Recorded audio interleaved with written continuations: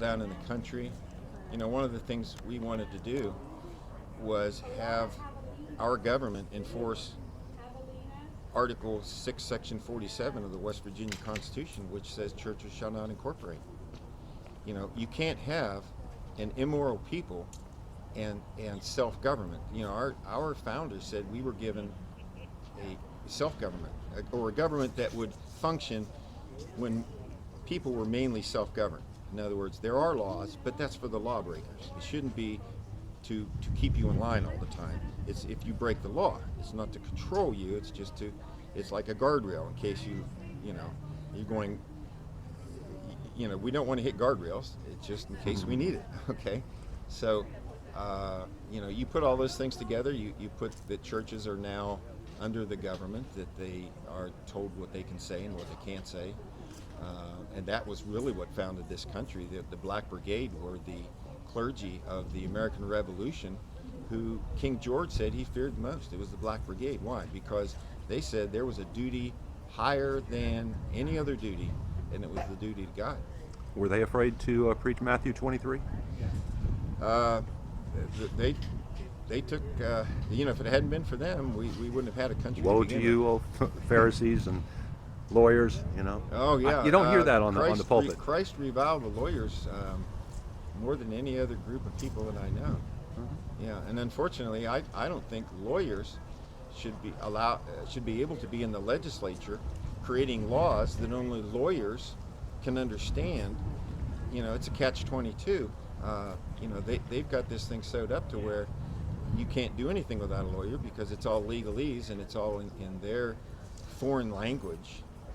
And the people shouldn't stand for that. And that's one of the things we asked for in the case was, we don't want any of this legalese anymore. Just give us the plain facts and the truth, and that in common English anyone can understand. The common English is what the founders used. And that's what can be found in the 1789 Constitution. There was no ambiguity there. Right. It was all straightforward, right?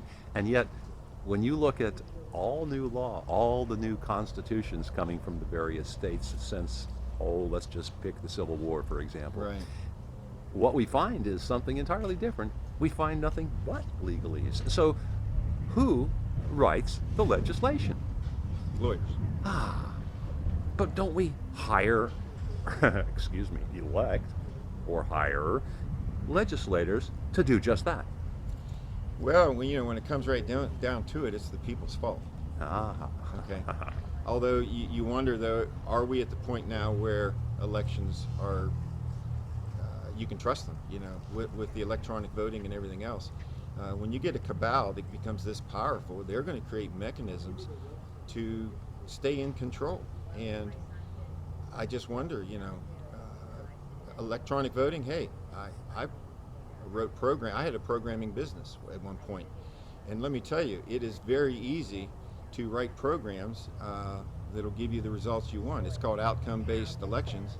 And having taught in school, we had outcome-based education. It's not a basic education, but an education toward a certain outcome. And that outcome is to make good social worker bees who will do what they're told when they're told and be totally under control. No, I don't know what the situation here in West Virginia is, but I know that, for example, in the state of Georgia, presidential and national ballots are not counted in the state. Did you know that? I think they're counted in Spain or somewhere. Correct. Yes. Now, let's see. If I'm not mistaken, it was 1946 in Athens, Tennessee, and the people were voting. And just after the voting, just prior to the voting being completed, in rushed the mayor with sheriffs, and they took the ballot box and they took it to the courthouse to be counted in private there. At that time, word got out. Two men that had just gotten back from World War II. And they didn't just say no. They said, hell no. That's right. This is not going to happen. I remember hearing So they surrounded that castle-like building, and shots were fired coming from one person in particular in the crowd. Okay, that was errant, and he was told to stand down. And then all of a sudden, a big gun battle ensued. Of course, when you're firing at one of these granite monuments, chances are pretty good you're not going to be doing any good. So they had a job to do. They had to get that ballot box because that ballot needed to be counted by people. So what happened next? One of the people that was over there happened to be a demolition expert. He went and got some dynamite and they blew the front door down. And when that happened, it filled the entire thing up with smoke, and then out comes the mayor and everybody, hands raised. The new mayor-to-be took the ballot box, took it someplace that the people could count it, and lo and behold, the current administration had been voted out. Right, there you go. So what is the difference between that situation and what happens here in Georgia or West Virginia or California? We don't even know who's counting these ballots. Yeah, let me give you an idea. I wrote the program that ran the national chess championships, okay, in Knoxville, Tennessee, and the head tournament director was from Texas. And before he would use my program, he said, "I'm going to send you all the raw information from a tournament we've already had." He said, "I want you to run it." And he said, "I want you to give me the results of he said, "You're going to have to do the entire thing, I think it was like 4 or 5 or 6 rounds of a tournament." And so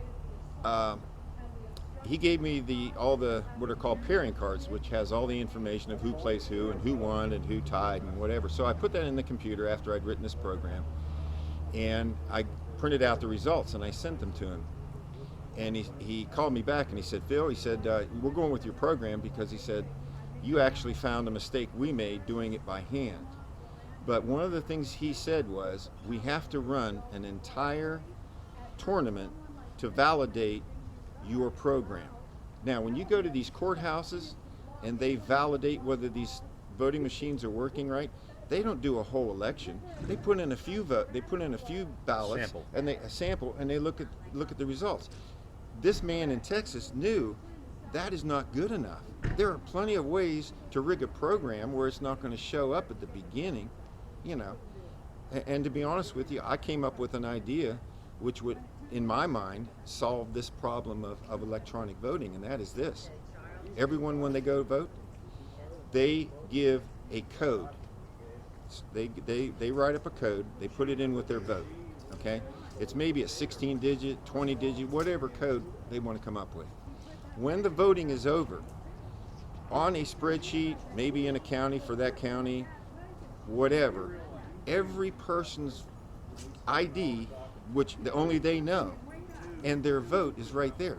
Everyone can check their own results, their own voting, and you've got the total. You know, if you got 55,000 people voting, you've got a spreadsheet with 55,000 entries, and everyone is going to have a different, you know. That would be, you know, are they going to go with something like that? No, because then they can't have control and rig an election. Yeah. We're in a heck of a mess, and it's a deep rabbit hole. It got deeper as we went along with this case, to the point where, you know, it was, well, a good for instance is, we know that our constitutions that we said we will agree to go back to this Constitution, even though we know it was flawed. But there had to be somewhere we could go to, and we said, okay, you know, the 1789, we'll go with that, and we'll go with the West Virginia 1860. So, you know, we said we can go there, and at least have something, you know, and then you folks can decide what kind of government you want. But right now, what we have isn't working, and we even said, hey, just, you know, if you can't do that, at least let us expatriate ourselves from the state, give us an ID, a non-biometric, you know, let us operate in this state, as long as we don't hurt anyone or damage property, leave us alone. Now, that would have set precedent to anybody who wanted to say, I don't want to contract with your corporate system, you know. And of course, they didn't, you know, they didn't bite on that. They didn't take it.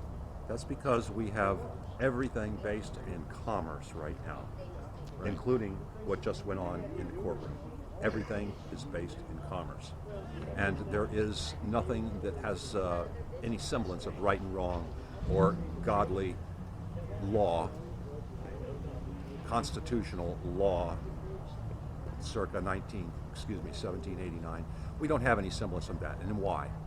Why? Because agents of the Crown, agents of the Vatican, are solely responsible for perverting the language and perverting what is called the law. We now have a Constitution of the United States, and that one is put in place during the Civil War. It's been in place ever since. And we the people, have been remiss in doing our job and protecting that which we know is important. What do you say to people to get them to, once again, be concerned with their own destiny? You are responsible for what you do and what you don't do. It's up to us. It's going to get very bad. And even if you realize you can't win, it's like a football game. I've seen teams that were down 40 points, 2 minutes to go, no possibility of winning. They never left the field. That's a sporting event. A sporting event when you had no chance of success except the personal success of doing your best. So if we can do that for a football game, can't we do that for our country and our posterity?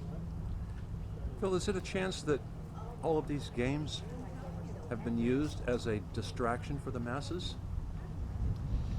I think, I think on the professional sports level and everything, I do see where high school sports teaches character, But on the other hand, when I see someone who's making multi-millions of dollars,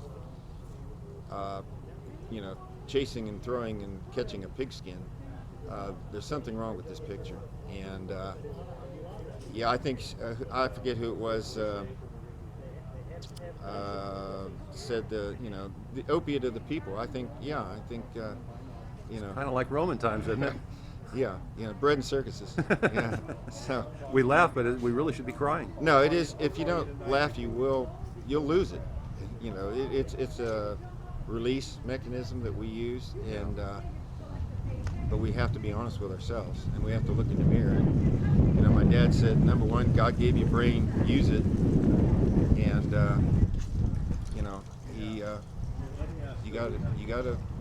you're answerable to a higher power. Phil, thanks for everything that you're doing. Thanks for standing with and for Thomas and what he's doing. We're all on your side. We know that the media is not going to report this in the correct way. That's why I'm here. I want to make sure that everything is documented and it gets out the way it should get out. Yes, thank you for that. I really do thank you for providing a necessary service. Well, you can thank Arnie Rosner because he helped me to make it up here. Yeah, Arnie's a great guy. Yes, I've met a lot of neat people that are, I would say, of the character of the founders of this country. The saddest thing I can imagine would be to be the last person. Vincent Price did a movie one time. It's called The Last Man on Earth, and I'll never forget the one scene where he's in the basement and he's watching old 8mm silent movies and it looks like a birthday party out on the lawn, beautiful day, and there are these zombies beating on the door yelling "Organ," and he's down there. He's got to, every night he has to retreat to his basement or his house, which is boarded up, and it's called The Last Man on Earth. And that feeling of being the only one, and I know I'm not the only one. I meet people like you and Arnie. Just meeting Thomas has enriched my life and given me knowledge that I needed to have. That works out the same for all of us. It's what we haven't known that has been so detrimental to the health of our kids and our grandkids. And now that we are becoming aware that we're waking up, we realize that something has to happen, because right now, we have this to look forward to. We have this armed presence all the time Yeah, it's going to